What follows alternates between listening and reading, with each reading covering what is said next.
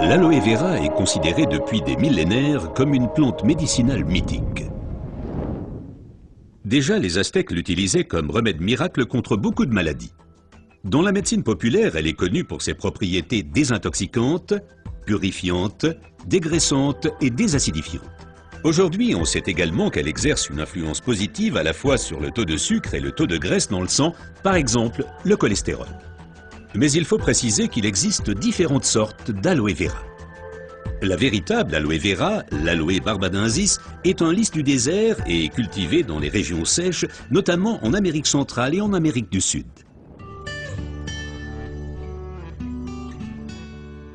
L'efficacité de l'aloe vera dépend principalement de son traitement, mais les différences se font dès la récolte. Pour éviter d'abîmer la plante, les feuilles doivent être coupées à la main. Comme la pellicule supérieure de la feuille contient de l'aloïne toxique qui protège la plante contre les animaux et a un effet laxatif pour l'être humain, il faut bien séparer l'enveloppe du gel intérieur. Le gel est du reste l'élément le plus précieux de l'aloe vera. Il contient à lui seul plus de 150 composants importants et bénéfiques pour la santé tels que vitamines, enzymes, polysaccharides et oligoéléments. Et c'est précisément cette combinaison unique, cette association de différentes substances qui entraîne l'effet médicinal. L'un des composants les plus importants est l'acémanal. Il a une influence positive sur le système immunitaire et diminue d'autre part les inflammations et les radicaux libres. Le résultat, une amélioration de l'apport en oxygène. Observons ce phénomène de plus près. Le sang assimile l'oxygène dans le poumon et le transporte à travers les vaisseaux sanguins vers les cellules. Les gros vaisseaux se divisent et deviennent de plus en plus petits pour devenir enfin des vaisseaux capillaires. Les capillaires sont les plus petits vaisseaux sanguins. C'est là qu'a lieu le transfert de l'oxygène du vaisseau sanguin vers les cellules.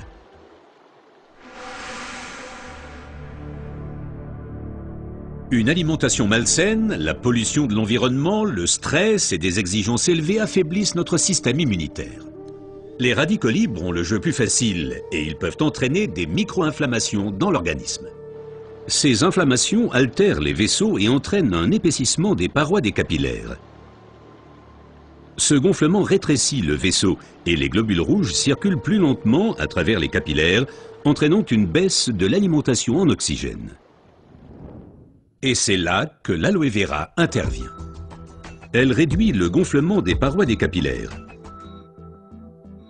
Les globules rouges circulent plus rapidement et l'alimentation en oxygène est améliorée. Les toxines et les impuretés sont évacuées plus rapidement.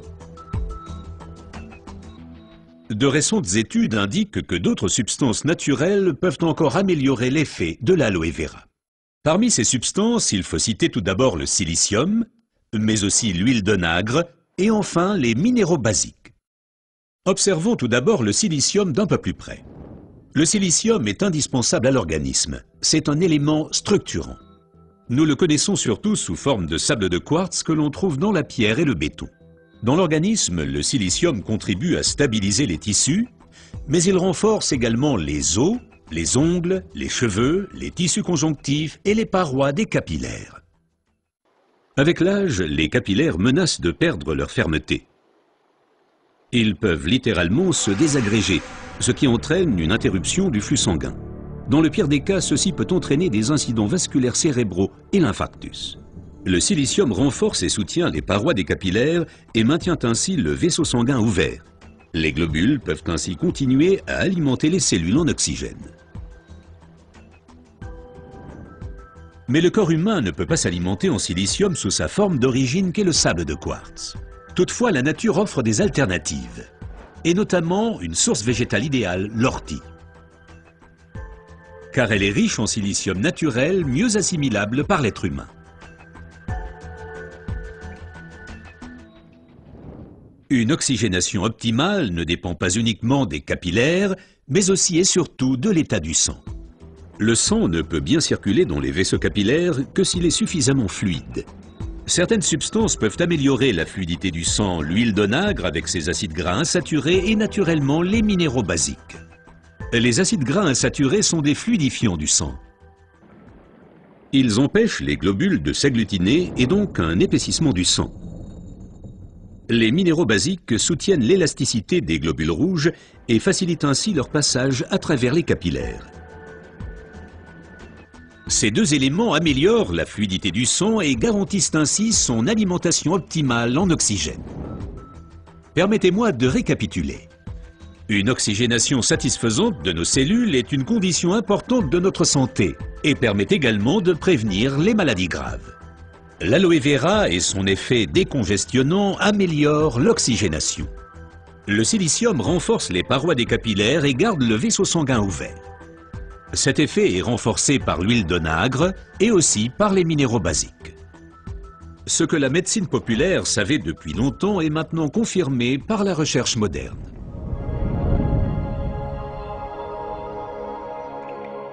L'aloe vera améliore l'apport en oxygène et donc votre santé.